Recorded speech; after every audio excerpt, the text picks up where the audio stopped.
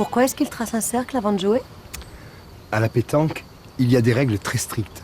Chaque joueur doit lancer sa boule exactement du même endroit. Je ne comprends pas bien la différence entre tirer et pointer. Tirer et pointer, c'est tout l'art de la pétanque. Moi, par exemple, j'étais un bon tireur. Je pouvais chasser une boule qui était collée au cochonnet. Tu oublies de dire que tu dégommais le cochonnet en même temps et que tu le rapprochais des boules de l'équipe adverse, ce qui fait qu'on ne gagnait jamais. Quel menteur tu fais!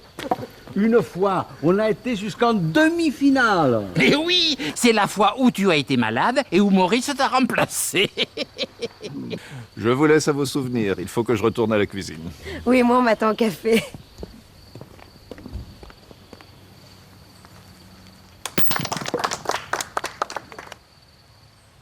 En tant que président de l'amicale des joueurs de pétanque, j'ai l'honneur de remettre cette coupe à l'équipe du Cercle de Falicon, les grands vainqueurs de cette année. Bravo, félicitations. Mais je voudrais aussi en profiter pour vous dire combien je suis content que cette remise se fasse ici, chez Bernard et Corinne Lemoine.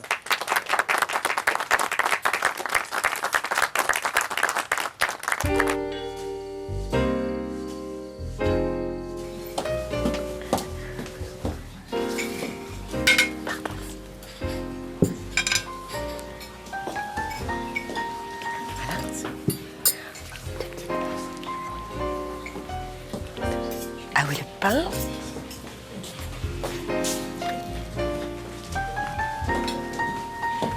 Voilà. Oh, quelle bonne surprise. C'est gentil d'être revenu. Oui, je passais par là.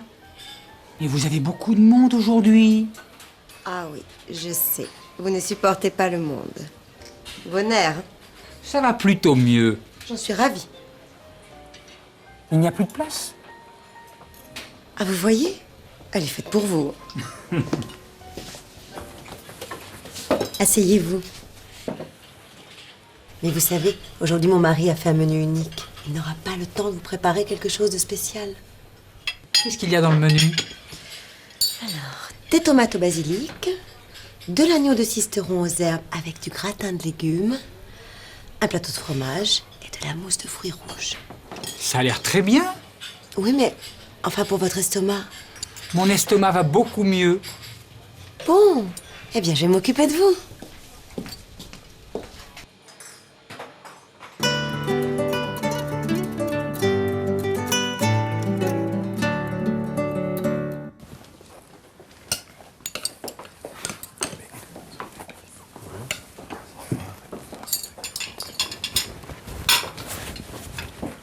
Bon, tout est rangé dans la cuisine. Je vais pouvoir t'aider à refaire les tables. Oh, vous avez déjà fermé la cuisine? Excusez-moi, j'aurais bien pris un petit café. Mais vos insomnies. Ça va beaucoup mieux.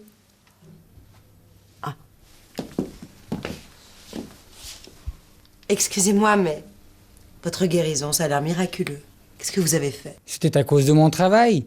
J'ai pris un congé sans solde pendant plusieurs mois. Je viens de reprendre. Et c'est quoi votre métier? Je suis critique gastronomique. Je dirige la rubrique restaurant de Nice Matin. Au revoir.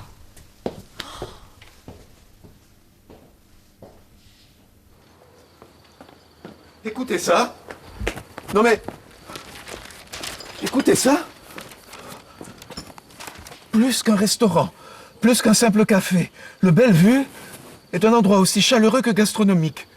Que vous y alliez pour goûter la cuisine de Bernard Lemoine, pour prendre un verre servi par sa charmante femme Corinne, ou pour y voir une exposition de peinture, vous serez séduit par l'enthousiasme, la gentillesse et le savoir-faire des Lemoine, ce jeune couple de Parisiens venus s'installer à Falicon, voilà près d'un an. Super, ça va nous amener un monde fou. Comme ça, on pourra agrandir la terrasse. Moi, j'ai pensé faire une véranda. J'ai plein d'idées pour faire des soirées à thème. Une soirée karaoké, par exemple. Et si on donnait des cours de cuisine? On pourrait organiser une semaine de cuisine exotique. Des soirées costumées. On pourrait faire un concours gastronomique. On pourrait créer une chaîne de restaurants. Oh oui, dans le monde entier.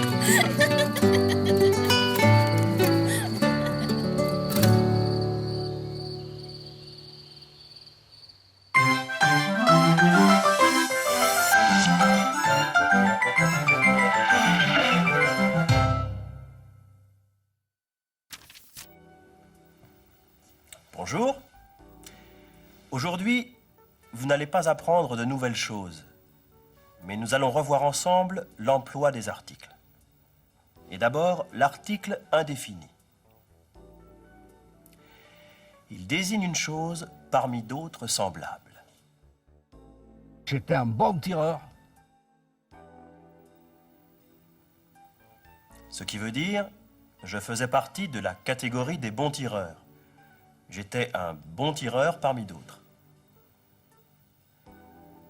Quant à l'article défini, il indique que le nom représente une chose unique, connue ou déterminée. Une chose unique, par exemple, le restaurant Bellevue, mais aussi le Soleil, la Tour Eiffel, le Louvre. Une chose connue. Oh, vous avez déjà fermé la cuisine? Qu'est-ce qu'il y a dans le menu? Une chose déterminée. C'est tout l'art de la pétanque.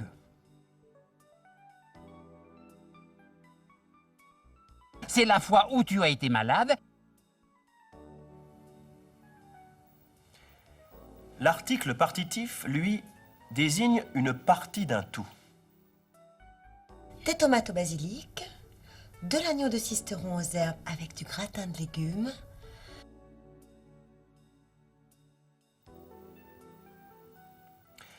Mais attention, n'utilisez pas d'article dans les cas suivants.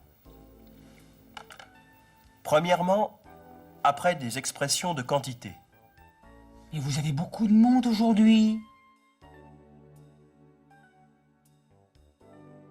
Il n'y a plus de place.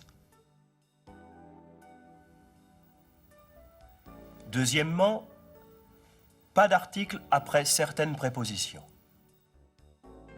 J'ai pris un congé sans solde pendant plusieurs mois. Et on dit aussi en été, en septembre, en France, à Malte. Troisièmement, on n'utilise pas d'article dans des expressions avec avoir. Avoir faim, avoir soif, avoir peur. J'ai faim et j'ai soif.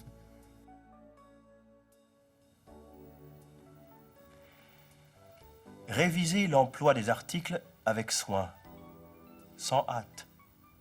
Consacrez-y assez de temps. C'était notre dernière rencontre. J'espère vous avoir un peu aidé. Au revoir.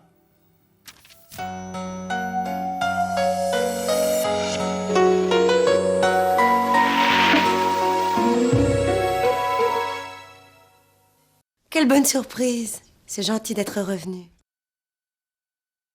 Ça nous fait plaisir que vous soyez revenu. On est vraiment content de vous revoir. Quel plaisir de vous revoir chez nous.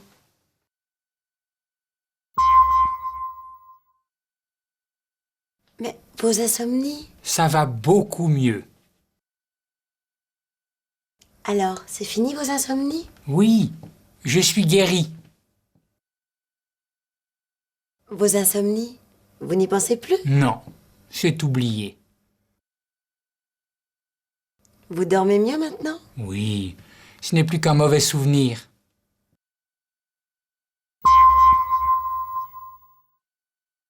Comme ça, on pourra agrandir la terrasse. Maintenant, on peut penser à agrandir la terrasse. Il y a longtemps qu'on voulait agrandir la terrasse.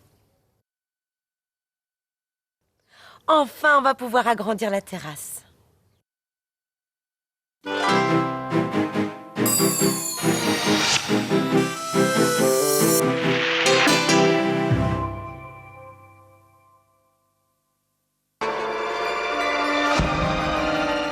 Pour comprendre Chambord, il faut remonter dans le temps.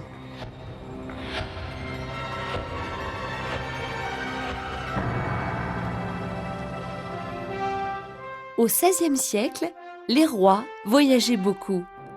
Ils emmenaient avec eux une foule de courtisans et de serviteurs.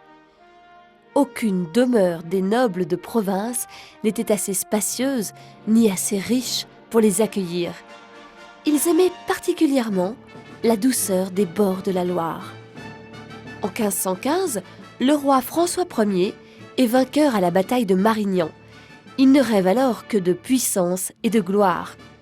Il veut se faire construire un château à la mesure de son ambition. Léonard de Vinci en fait les premiers plans. La construction débute en 1519. Ce sera Chambord qui absorbera bientôt toutes les richesses du royaume. Mais en 1525, à Pavie, le roi de France est fait prisonnier par Charles Quint, empereur du Saint-Empire romain germanique. Il est emmené en Espagne, à Tolède.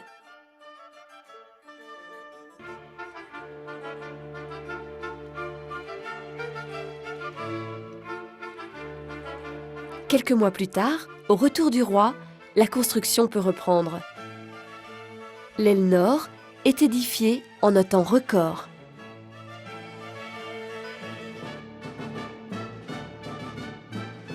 Et en 1539, François Ier reçoit à Chambord son vieil ennemi Charles Quint, qui est surpris par la beauté du château et les fêtes somptueuses données en son honneur.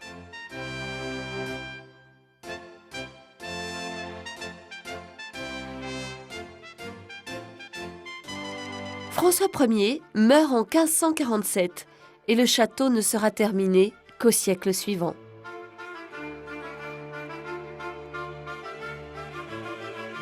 La plus belle partie de ce château Renaissance est la terrasse, un labyrinthe de cheminées, d'escaliers, de fausses fenêtres sculptées et décorées de mosaïques de formes géométriques. L'emblème du roi, la salamandre, et le F de François sont partout présents.